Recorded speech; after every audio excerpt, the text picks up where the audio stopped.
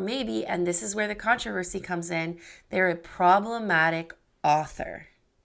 And the marketing company wants to distance this product from who that author has been in the public eye in the past.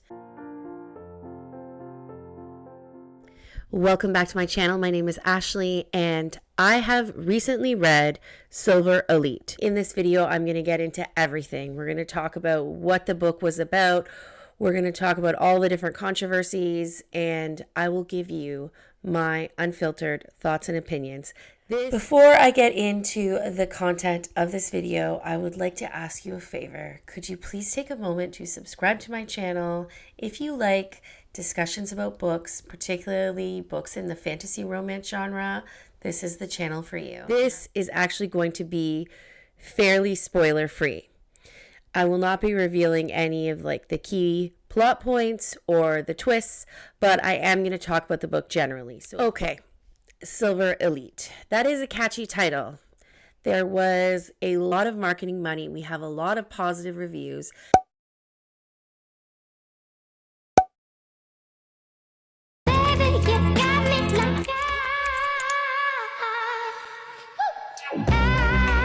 And what that led to was massive hype. People are making book talks about it. People are screaming and getting excited. People are saying that it was a 6-star read, that it was the next Fourth Wing. They're comparing it to these really, really big books that we've seen in the past.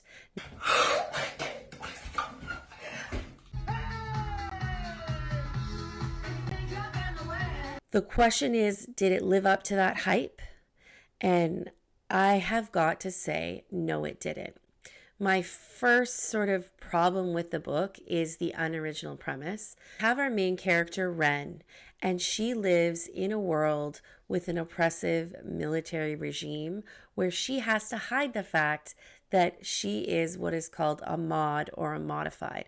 She has extraordinary abilities. Because of this, she lives in hiding with her uncle in this remote part of the world, part of her, country.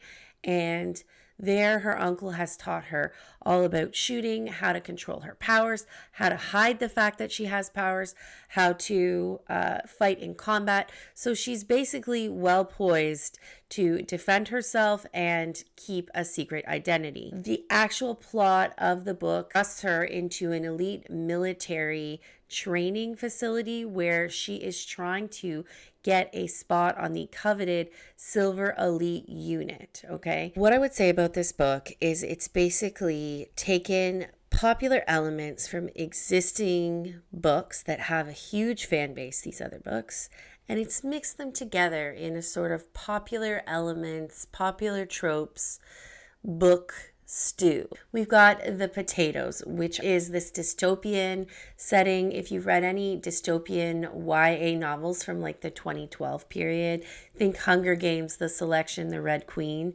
you know this setting. All right, so that goes into the stew. Next, we've got the military training setting, and there's a competition element. It's, basically succeed or die, and this is incredibly similar to Fourth Wing. Even the name Fourth Wing refers to the unit that the main character Violet was in Fourth Wing. And then we've got Sliver Elite, which is the name of the unit that Ren, our main character, also ends up being in. It's very parallel. It's so similar. I can barely talk. It's so similar. Now we've got the element of the enemies to lovers, which it's the meat, right? In this book, it's the meat. We have a sexy man, and he's everything he should be. Okay, he's secretly a good man. He doesn't actually want to oppress people, even though he has the power to.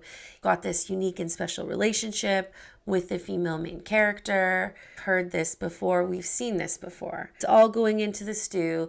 And we like to order the stew from the restaurant, right? I'm happy to eat the same thing.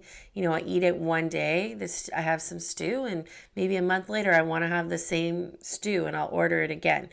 But the issue here is there has been a number of controversies with who made the stew. I'm stretching the analogy a bit far, but the author, Dani Francis, is not a real person. There's very little information posted about Dani Francis, and that is because it is, in fact, a pen name. Now, what's wrong with a pen name? Not necessarily anything. It's all about the reasons why the pen name is being used. Is it being used because this person just wants to keep their identity a secret and have some privacy? That's one possibility. Is it because they want to distance themselves from other books they've written, right? Maybe they're switching genres. Maybe they're switching target demographics, like they were YA and now they're writing adult. Or maybe, and this is where the controversy comes in, they're a problematic author. And the marketing company wants to distance this product from who that author has been in the public eye in the past, right? This is popular. We know the author is Canadian and that she likes breakfast. The issue is, are we as readers being deceived? Some have said, let's expose this person. I saw a few funny posts like, is this really Sarah J. Maas writing some kind of side project? I think the reality is that as a reader, we crave authenticity in our material that we're consuming, right? We do not want to be deceived, okay? The problem with the pen name in this case is there is this suspicion, was there a lot of AI used in this? Was there a group of authors? Are you trying to pretend that this is a debut novel? Are you trying to make the author very separate from the product itself? Why is this a problem? I think it's a problem because of the actual content of the book. The content of the book is very soulless. It's very heartless. And this is where the second controversy comes from, okay? It's got sex in it. It's got a dystopian environment. But this dystopian environment is really not engaged with. It's very diluted. It's there, but it's there as a vehicle for this kind of very young sort of writing style that is very surface level, and it's essentially just a vehicle for this enemies to lovers plot. It's a vehicle for entertainment. And if we're going to talk about a world that is so oppressive, should we be writing about that and not critiquing it? If we write about it and we don't critique it, does that mean we are somehow endorsing it? We are somehow saying that it is okay? I'm posing this as questions because that's really my goal with this video, is to ask questions. Is it okay that this dystopian backdrop is sort of used as kind of like an aesthetic, as opposed to a way for us to think about how we should organize our society, as opposed to a way for us to think about the plight of disadvantaged groups? I mean, these are questions. I think this book has entertaining elements to it, but there is no heart. There is no soul. It is shallow. There is no depth. There is no literary elements. There's no themes. And the problem is it's being compared to the Hunger Games. And let me tell you, the Hunger Games, Suzanne Collins actually had something to say. This author, we don't even know who she is or he is. Is it a woman? Is it multiple people? Is it basically mostly just marketing and AI and a bit of one author, right? We don't know.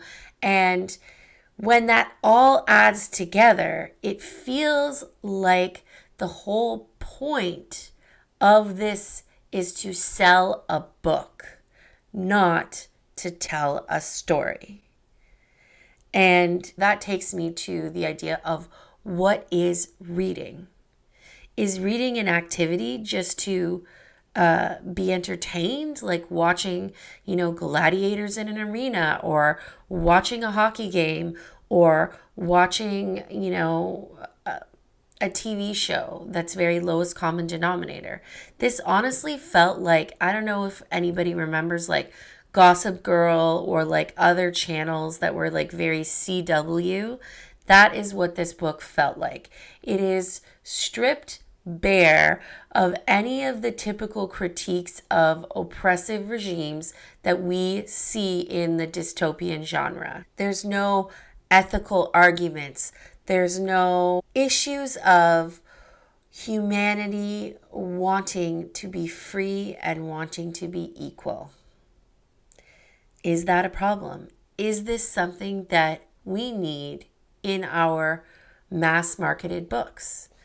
Is reading political? Is reading about the human condition?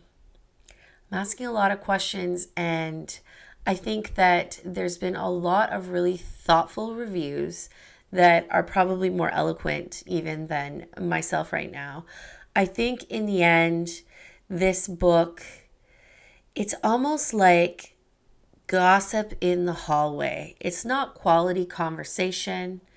It's entertaining, but it's ultimately forgettable, and it's definitely not making us better as a society, better as humans, or better or more thoughtful individuals, basically, right? It's just fluffy filler.